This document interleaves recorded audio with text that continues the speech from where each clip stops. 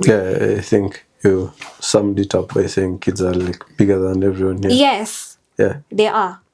I think when it now comes to like matters like kids, inakuwa everyone hata ukatae aje, you'll have to now involve like emotions because on your toy by the virtue of Thank like you for noting that out, however sarcastic that sounds. Yeah. But let me tell you, if you're not protecting a child, you don't deserve life. And even parents, like the way maybe I will always take this to the grave. There are parents that do not deserve kids.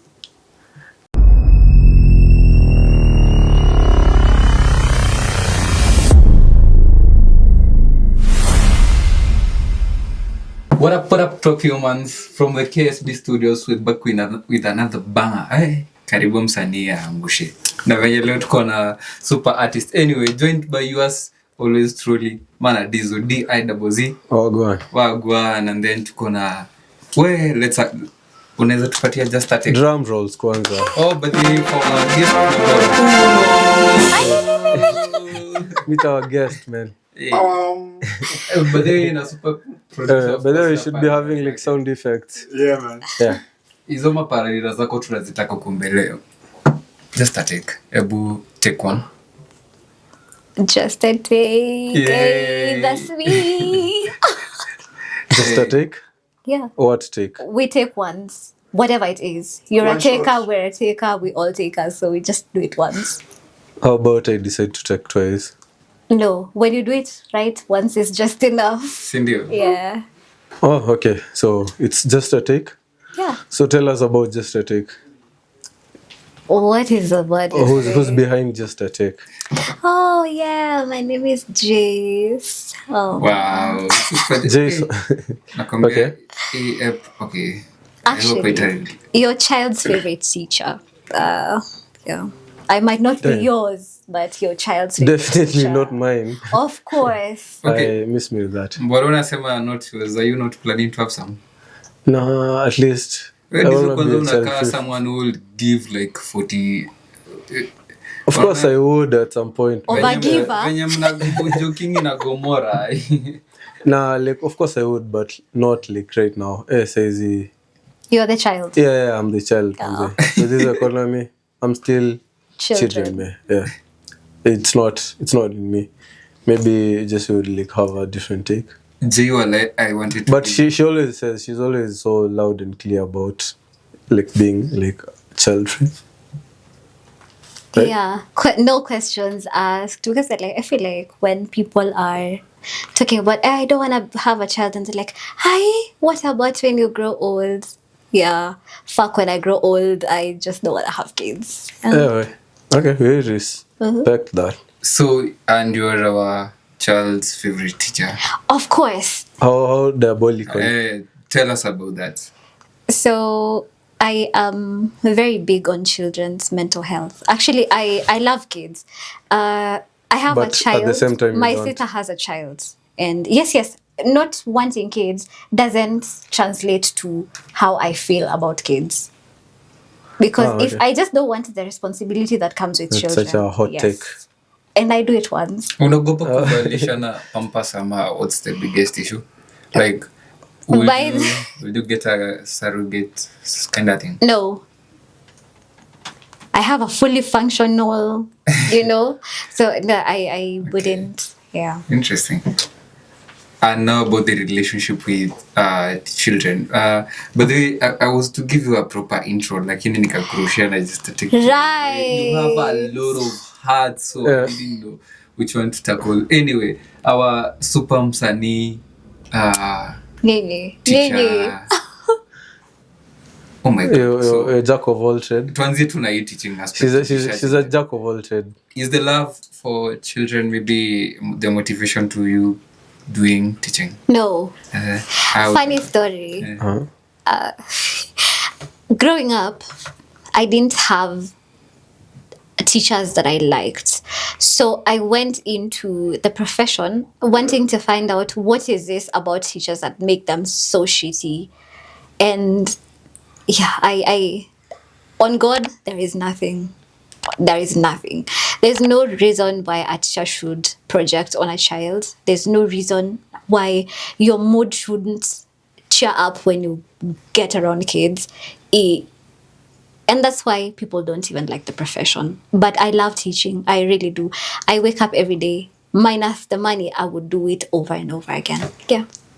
So what makes you different? Like, I listen to kids, and honestly, when I say I listen to kids, I do, because I'm very big on kids and their mental health. People do not say, for example, someone dies, like your father. no, don't use my father. No, not like not really, not really like yours. Use Andrew's father. Okay. Akona baba. Mimi one lege. He's a half orphan. I'm a one lege. He's half orphan. So like say someone fantasy. It connects. But honestly, when it comes to what was I saying? Oh yeah, say someone's dad dies, yeah. And the wife is the one that will be consoled. People will feel like huyu amekufiwa na, like amekufiwa na mama yake, and amekufiwa na bwanake, and no one talks to the child and to just understand what this child is going through. No one sits a child down to tell them this is what death means. This is what they just assume kids don't understand. And for me, teaching is about prioritizing the emotion, the emotional aspect and the mental health of a child. Una teach which level? I teach from 11 years. Okay. Yes. That's grade. Should be grade 5, 6, 7, 8. So at what point do you feel like comprehension ya mtoi inaanza kupika? From as early as you tap into it. What do you mean tapping? Yeah, tapping into it. I will talk. Kuna kile mtafanya. No, tapping into it is when is it comfortable for us as adults to talk to children about stuff. That's what I mean by as soon as you are tapping into it. Okay. Right now, I'll give you an example with my niece. My niece is 3 years old, yeah? And my niece gets to understand the fact that I am blind. Oh, I didn't tell people. Yeah, I'm blind. I'm visually impaired. People like to be called visually That's a impaired. by the way. Oh, yeah. Okay. Oh, yeah, I just remembered. I just remembered I'm We didn't see blind. that coming. Right, clearly. But That yeah, joke is so so dark. Yeah. every time, Like the room. like Kama Misyle. the Joker. Later. Like the joke.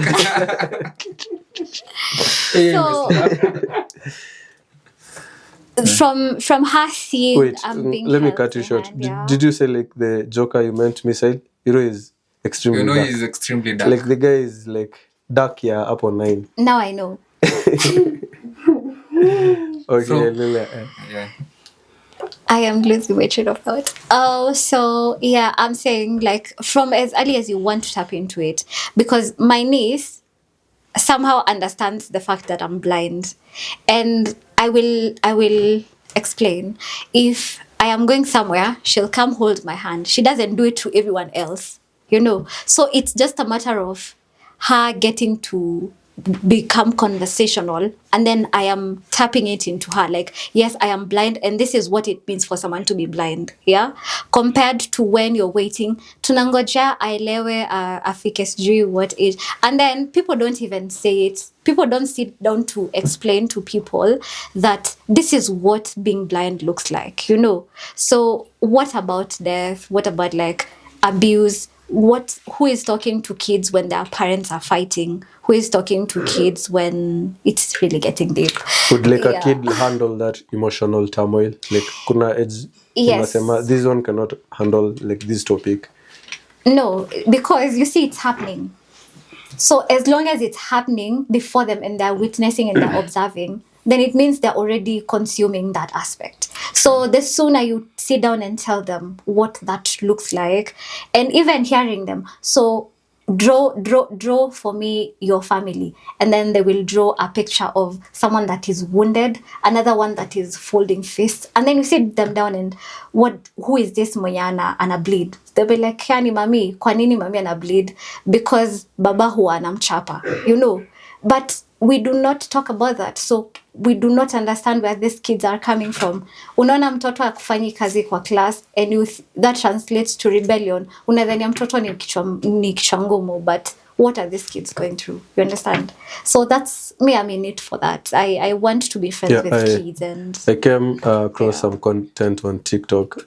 Some people were saying that raising a kid who grew up biting you because they saw like their dad like physically like abusing them. Like, na kila mtu anasema nataka mtu wenye amework on themselves for relationships even. So how is anyone working on themselves if there is no one to listen to them or even want to have them? My big ask is like, where now do we draw the line? This is how far I can go with this kid in terms of like telling them how things are like on ground. Do we draw a line? No, we don't. The line draws itself in the aspect of how much does this child know? So, and how much more can you feed the child without over stimulating them? You understand? Yeah. So you listen to what the child knows first, because you might want to have assumptions, but the child knows a little way too much than you assume them to know. Sure. So yeah. So you have to limit the truth, though. Anyway, I totally agree on the aspect. My nephew, Sharaf Shafiq,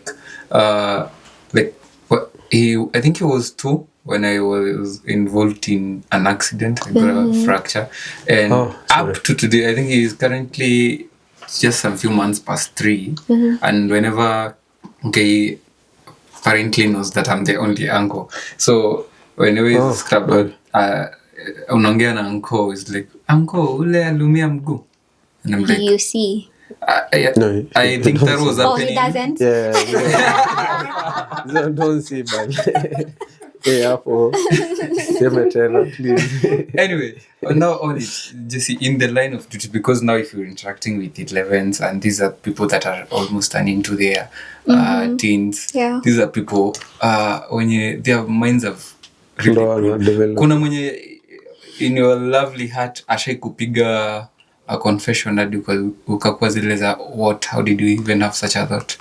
Yes, so kids are very wild, and mnaona vile kids wanachoma mashule.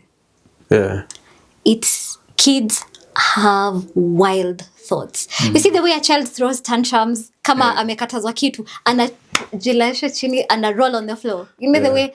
So that's how lack of regulation looks like. And as long as a child is not at the age of 18, they are just children. So before we closed school, I told my kids, write to me something that you want to tell me. Like, tell me something. And kids told me things. I even asked them, if you had the right to do something, not really had the right, if you had an opportunity to do something without consequences, what would you do? And then you sit down and listen, and kids are wild.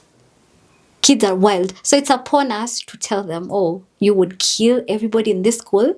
Because they give you such answers.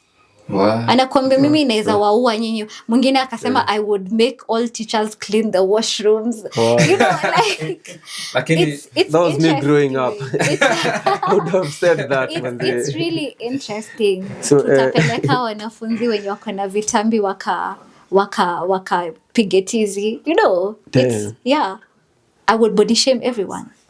So these are the kids we're dealing with. And majorly because they are observing these things. And even the content they consume, and even who is telling them what is right and what is wrong. Because kupiga mtoto haitasaidia. And the sooner we make peace with that, the better.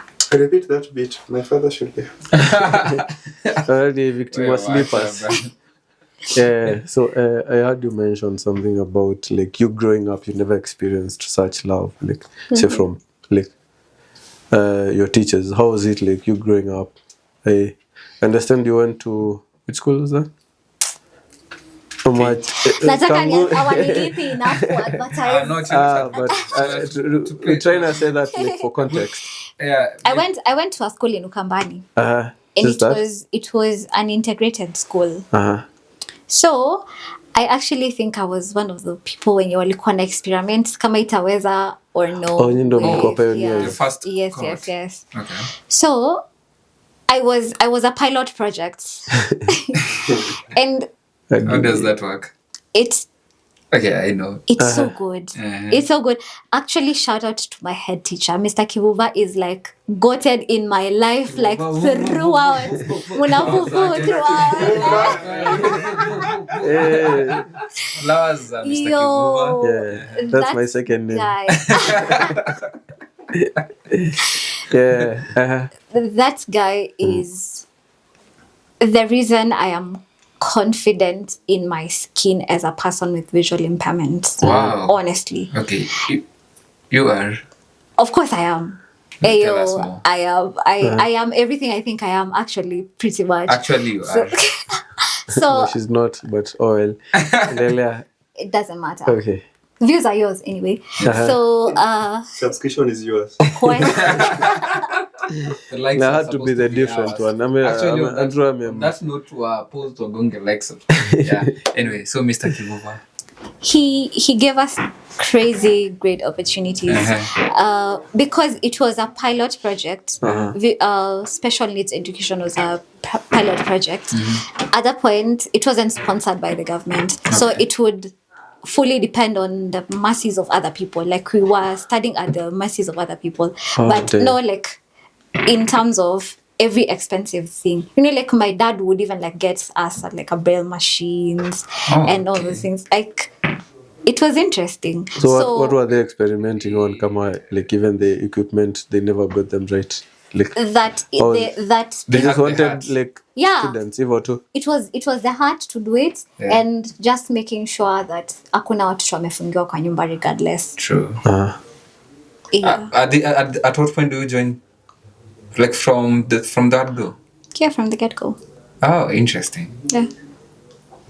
So like gaps. Hey, definitely has its pros and cons. Yes. I love to talk about the good things. True. Yeah, I but agree. like the challenges maybe like experience like that being like a pilot project. The challenges Utaki is tuone kama hapo ndio ulipata Yeah. motivation to do loving children. no, actually no. The motivation, the bad side of it was so bad that it will include a lot of unwarranted, talks, and I would rather not. Funny, how bad was it? You do So bad. You do the school like till class 8. Yeah. Actually, so it was as bad as unachapwa kwa sababu hauna dictionary ya braille.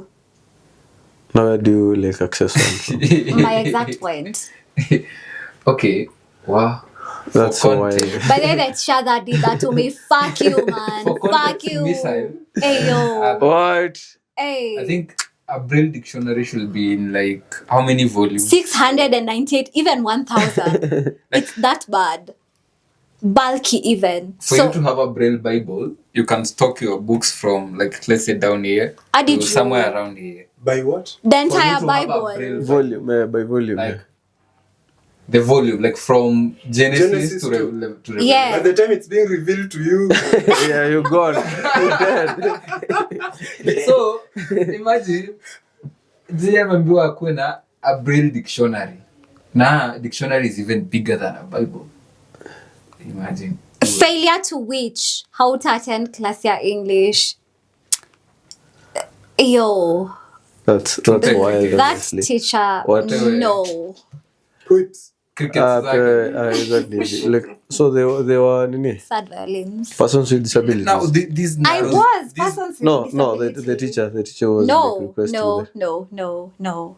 You think this narrows down to your, I think personal, your juu hiyo ni pure tu mtu ana intention ya kuwa na any sense of reasonable accommodation. So Yeah.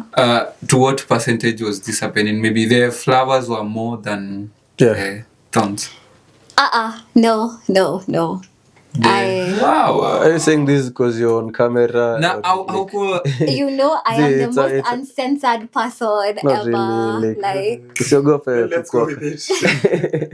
I am the most uncensored person. It was just I had a good time because a lot of the person I am today was developed from then. So it would be unfair of me to think it was more disadvantageous than it was. Abu, for tell my us good. something beautiful. How about the love of the skin?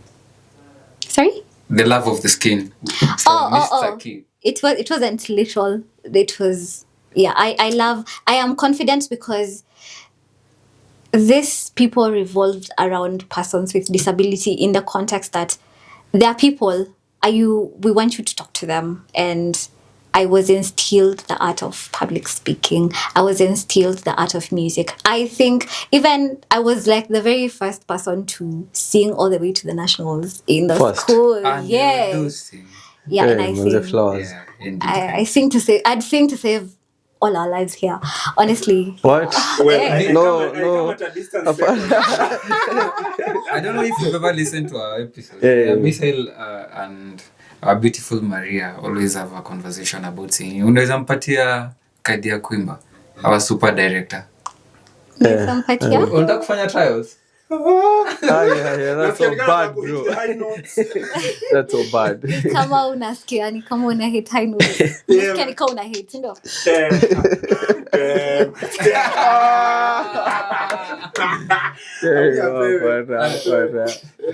Now, Jay, taking this back home to history, did you get a chance to watch the documentary MJ? Oh, Michael. Yeah. Yeah, I did not, and it's something that, you see, Michael Jackson had a history of people saying he was pedophile. Child molester. Now, Yeah, and he child molested. So I do not separate the art from the artist. Just on that one, as a fan of MJ, I'll ask you if you know someone called Tony Matola. Tony Matola was the owner of Sony. When MJ decided he was no longer going to be in the shackles of Tony Matola, is when Tony Matola started to tarnish his name and saying he does this. When you listen to the friends, the people who really surrounded MJ, they'll tell you that was an industry thing rather than who he really was. So again, if the showbiz business, then neither here nor there. In the same breath, people think R. Kelly was planted. So I don't know. I would rather not. If there are allegations around you, especially around kids or women, I'm radicalized like that. I am not fucking with your content. No. No, we now ignore facts and get emotional just because it involves kids. I think Yes. There's so many people. That's radicalization for you. No, it's getting beautiful because now, Jay, let's now address elephant amejileta vizuri. You are into content creation. Msanii mkubwa. Tajika hapa nchini Kenya. Home and away. Home and away. Wewe. Just a take. Hey, we take it once. That's a hot take. And then you a teacher and you have a love for children. Yeah. And then Ebu imagine the MJ card just happens to you as because the documentary is more or less the same. What Misyle is saying. There are a bunch of kids that come. Some say that MJ was just having no more. He just like children, like alikuwa there to just for the good vibes. A very nice ranch and very well packaged. Yeah. Now some come and say the other side. Anyway, according to the documentary, I don't know if that is what happened in real life. Sally declared. I guess we'll never know. Exactly. Yeah, he was given a not guilty as per I think per the documentary. So wewe hebu umepigwa hiyo. I don't want to imagine such a thing happening to me because I think kids are bigger than all of us. Kids are bigger than all of us because as a people, we are in control of so much that kids are not. So kids are bigger than all of us, and I don't want to give people sympathy at the expense of a child that is defenseless. I would never do such a thing. So I don't want to think, if it ever gets there and people want to cancel me, rightfully, because I would understand where they're coming from, you know. On our last beautiful episode, kina Maria and Patrice, I think it's supposed to be dropping anyway. There was the whole conversation on decency in dressing, and the question was, what about these kids when you are intentionally they are maybe dressing with a motive? You would arguably say that. So there is nothing like motive when it comes to kids. Kids will get to adolescence and they will have their emotions taking control over them. As adults, what are we doing to protect them from ourselves, especially the gender that rapes? And even I didn't say the that. people that are supposed to protect them as their mothers and telling msichana ativalia vizuri uheshimu ati babako ako kwa nyumba. Why should someone be why should someone's dressing reflect immorality even when that's not the intention? We are the adults, we are the brainy ones, and we should at all expenses, at all cost, protect children. Yes. Yeah, I think you summed it up by saying kids are like bigger than everyone here. Yes. Yeah. They are.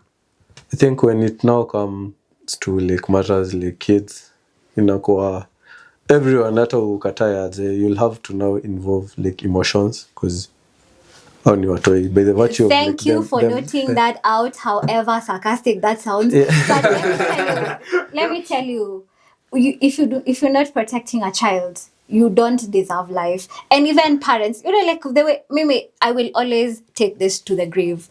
There are parents that do not deserve kids. Damn. Yes. Cook, mama, cook. Yeah, who It's let her ready. cook, It's man? ready. It's ready. I'm just serving. Honestly, kids. It's hot. There are people that Yeah, do that's- not deserve I kids. dropped, Yeah. So whatever we do around kids, the main goal should be protecting kids. Even if it involves your emotions, protect kids with everything you have. Yes. At what point, Jay, do we draw a line na story ya now this is not a kid? Huyu ni mse alikuwa anajua chenye unafanya. Let's just talk about the recent incidents that happened. Sijui mali case hearings zimefika. I bet they have already started.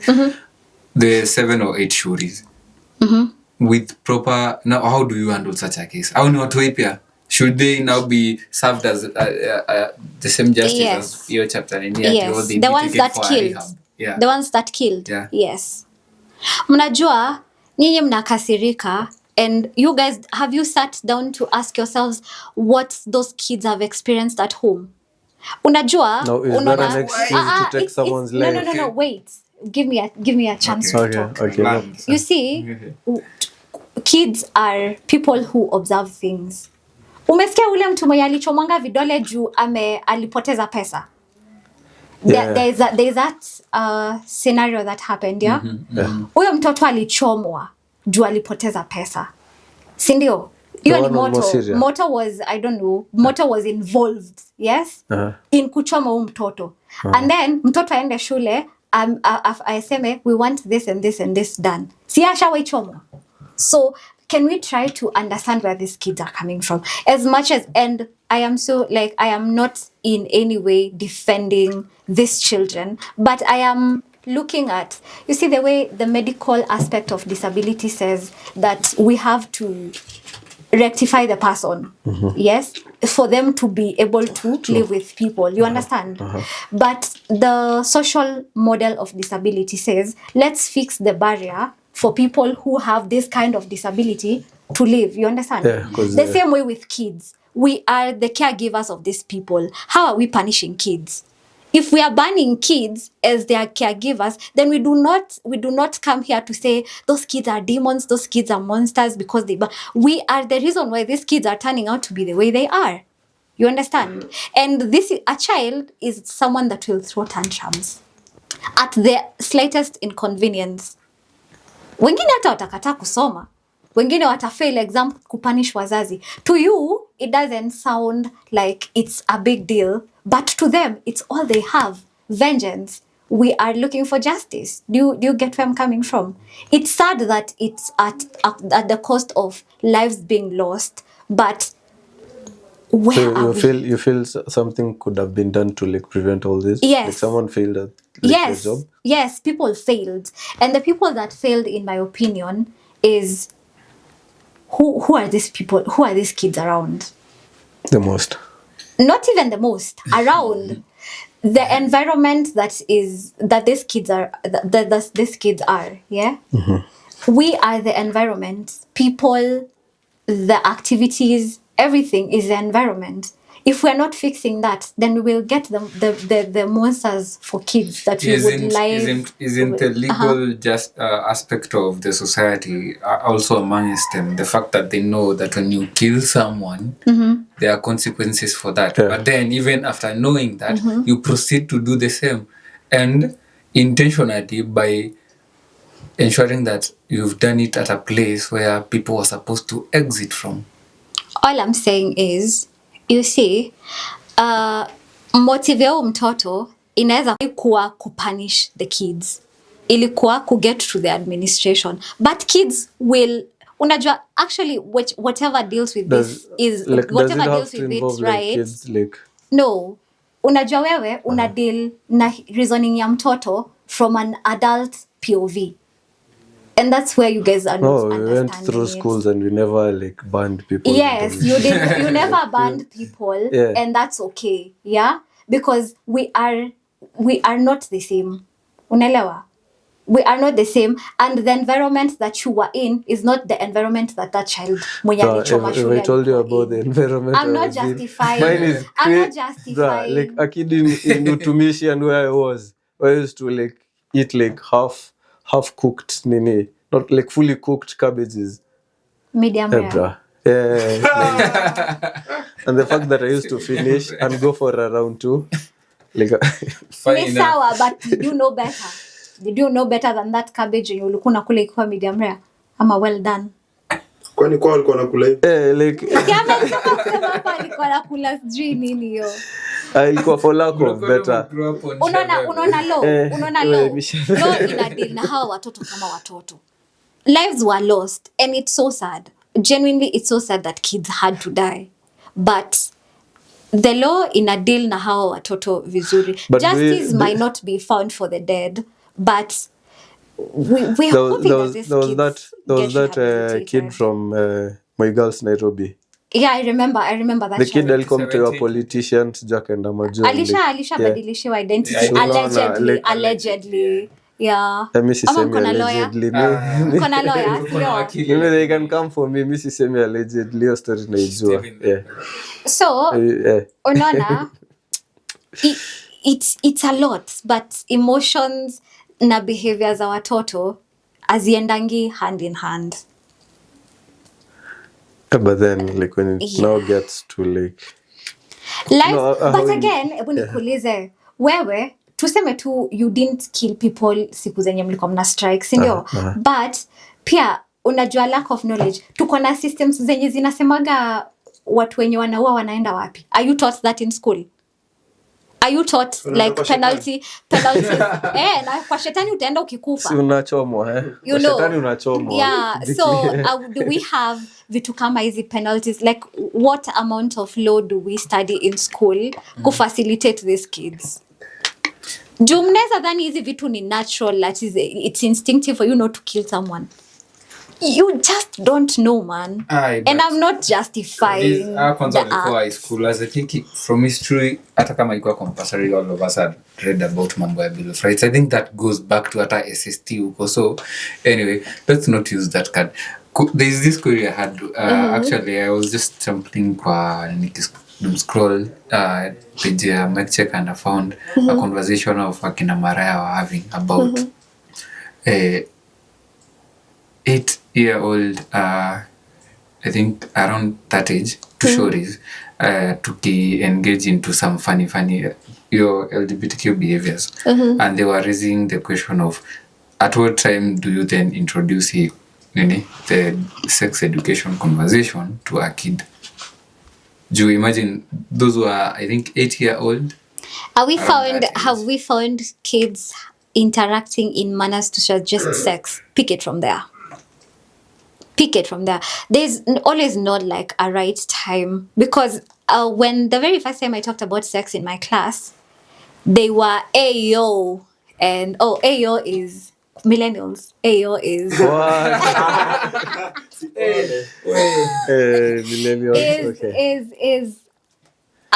is a way of like, that's not cool, or like, what the fuck, yeah. Okay. So Ah. yeah, Okay. Andika hiyo, write that one because in a record.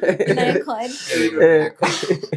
So you know, at that point kids are not ready.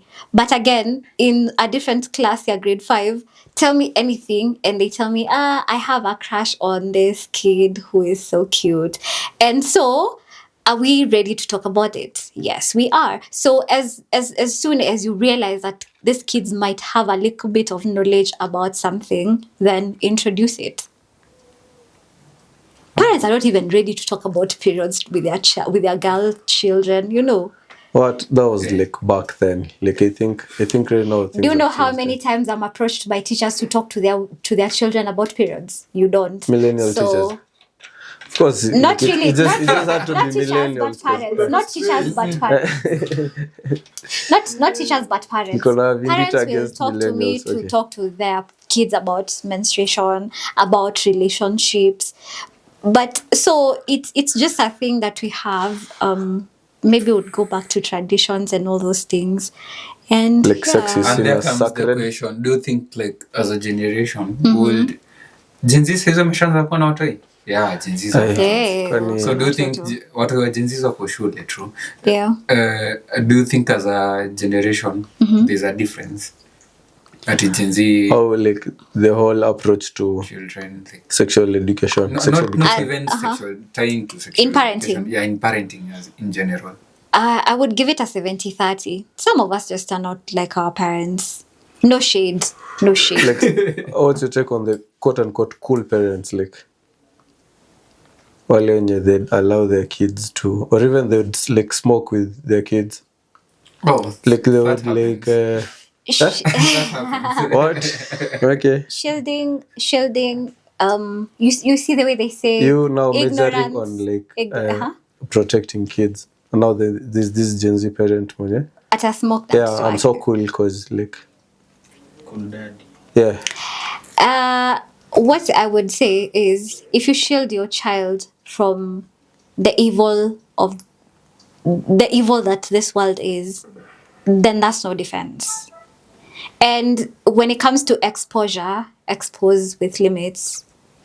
You know, you can be cool as ever, but expose your kids to whatever it is that you want them to experience, and talk to them, because I feel like that's a decent way of parenting. Because like, have a blunt with your child if you are, and then talk to them and let them know. Having a blunt is, tell them like how you need to be safe, how you need to Blunt or protect being yourself. blunt? That's what you're saying. Pretty much, Don't yeah. get too high. Pretty Have much. a blunt or being blunt. Yeah, pretty much. Lot of each other. Tell them what they need to know, because it's because of that we get people that are exposed and those that are not. There's this guy, what is his name? Boniface Mwangi, the activist. Yes, I know him. He said like the first time he gave his like son like condoms was like while he was 13. You think like parents should like go to that extent to like You see, what would like a 13-year-old know about condoms? what wouldn't a 13-year-old know about condoms? It's 2026. You can't tell me that you are. It's 2026. That No, project, like, anaweza kuwa hakuwa interact nayo, Huyu, but right now, unamjua. oh, We have oh, receipts. yeah. We have receipts. Hey yo. Let me just say this here. Mimi sijawahi. So unaweza kuwa hauku unajua mambo ya condoms. Honestly, at 13, at no. 13, Yeah. yes, at your age, hizo siku zenye ulikuwa grow up, but sahi ni 2026. Even if that happened, not like my dad giving like because I'm like I have a school trip. That to has Mombasa. nothing to do with us. It's your dad, you know. Angekupa What? kitu. Dad, if you're watching this one is attacking you. Umeanza to kuingiza dance. wazazi. Usiingiza watu wazazi kwa story. Manze. But no, honestly, for him to have given that child the condoms at that age, labda alijua kuna unajua wazazi wanapataga una watch vitu unconventional. Funny enough, like he was on the same podcast with the son. Na the son said like hata zilipotea hivyo like zilikaa kwa mfuko. Ni sawa. So like Mungi unadhani alikuwa anafikiria mtoto wake. Haijalishi chenye unafikiria, but the world does not revolve around your child. Your child is going to interact with other people. The funny thing that it was the mom who requested. Yeah. Ati mtoto wetu ni kama anakuwa. Ni kama ameanza kuwa mdogo. 100% support that. Juu mtoto wako atainteract na watu wengine. Na wewe unaweza kuwa vitu zenye unafunza mtoto ni vitu zenye revolve around condoms, lakini mtoto wako ataenda kutana na mtoto wa nani and then atakuwa na mtoto wa nani atakuwa na mambo ya condoms. You see, you're protecting your child and that's a good thing. Lakini amejibu I am pro children, so whatever we talk about, I am pro children. But you don't want them. The duality of a human being. Yeah, the duality. Yeah. So Jay, let's talk about, do you think VIP, let's talk about VIP kids. Do you feel like our parents know how to tap to potential? To the future. Could tap into the future. Speaking of generalizing, yeah? Yeah. No. Just, from experience you now, especially interacting with people in high school. She says she's a planned kid, so I think she'd like have a whole different experience. But generally no. I have both sides of the coin because I've interacted with people as much. Me, honestly, I'm a planned child. Ooh, even Maria. But so what I feel like my parents did a good job, premium job in bringing us up, and regardless of our disability. Because what parenting for us looked like is my parent would give you the most reasonable accommodation and forget that you're blind. So atakupatia reasonable accommodation, but he'll let you spread your wings. You understand? Okay. So that's that. But with other people, you all can come at me if you may. Yeah. Make a disclaimer. Mkitaka mnikujie niko hapa KSB. What? So I feel like walikuwa where's the word when I need it most? Walikuwa they were there. No. They were shielded. Yes. Okay. They were shielded and they were given an illusion of a perfect world where no mistakes happen. Where everyone should be kind to you. And that's why most persons with visual impairment are so fucking entitled. Jeez, cut that entitlement. The world does not revolve around you, and just because you're blind, it doesn't mean anyone is coming to save you. But would someone die if they gave me that preferential treatment just by the virtue of experiencing a barrier? Like why are people so bitter and like it costs nothing? No. Experiencing a barrier and you being given preferential treatment is because that is what reasonable accommodation looks like to you and to that person offering it. So you shouldn't be here trying to act entitled even in shit that you shouldn't be. Because your heart is broken. Sasa unataka kusema likuvunja roho juu uoni. Everybody gets heartbroken. Of course, that might have been like a factor. Dust ni constant hata kama hauoni. Itakuingia tu kwa macho anyway. So like there are situations, say like let's say umeenda kwa bank to seek for services. Must you queue? No. You know why? You should not queue because again, labda umekuja na guide mwenye si guide wako permanently. Labda mtu ameomba ruhusa kazi akulete. So hauna haja kukiu kwa sababu lazima umlet go. So kukiu hiyo ni reasonable accommodation. Hiyo si preferential treatment. Yeah. How do you define it then? Like I'm telling you it's reasonable accommodation. It's not preferential treatment. Do you feel like back deep down wakati mtu akona all it takes, they should just queue anyway. Sindo? Yes. Kama uko na guide wako hapo, ama it's a Yes. place yenye you used to, especially a place where you just taken yourself. Yes. You don't have to be. I queue. Karibu Dizzo anipige. As honestly, like I'm still for the Shida idea ni of- macho ama ni miguu na wewe. Actually, and it happens. This, Kwanza like- kwa hizi space zenye mnaenda lunch. refreshments ati mimi nipange ala. ukienda kwa vetting ya persons with disability kuvetiwa wa kuconfirm kama ni wa disability, si mtaenda kukutana na watu wengine wa wheelchair, wengine wa deafness, wengine wa macho, si mtakiu Hapo unajua kuna mtu ana experience a barrier na mwingine ha experience. exactly. So Na hapa wewe kama tunasema- barrier sasa barrier in your defense ni nini?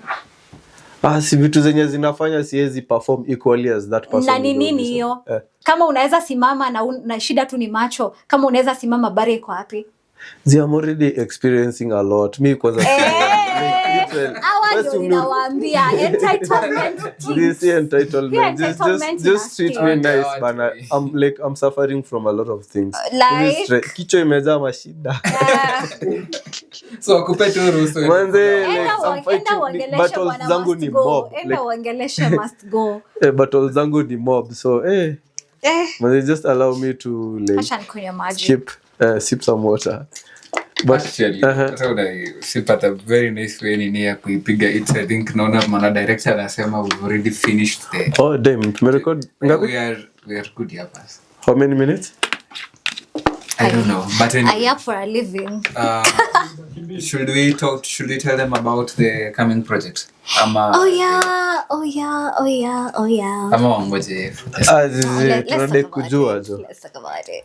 No, si wapatie mention as we are closing the show. I think tumeshapewa wink ya. Yeah, Oh, we wrap it up. so I say what's Yeah, let's Oh. tell us about it. Yeah. I am starting a podcast. Achana huyu. At how much can Wivu you itakuwa. At how much can you relate Dizzo? Kujileta hapana, that's so effeminate bana. Wewe tuza chini. Ana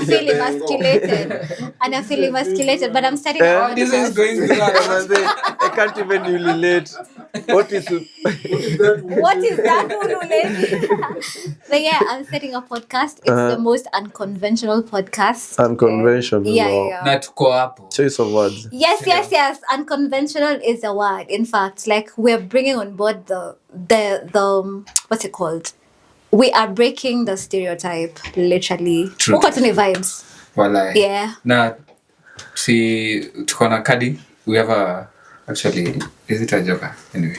Tuko na get access card ya always kukuja kupiga vibes. Always. Let's sell the unconventional. Always and forever. Yeah. Always and forever. Actually, uki break ground tuambie tukuje motivational support ndio hiyo yenye tapa tumekama. Yeah, unajua si tumeanza mbele yako, we've been in the game, man. Nasikia ishi. And I respect that. Book at you.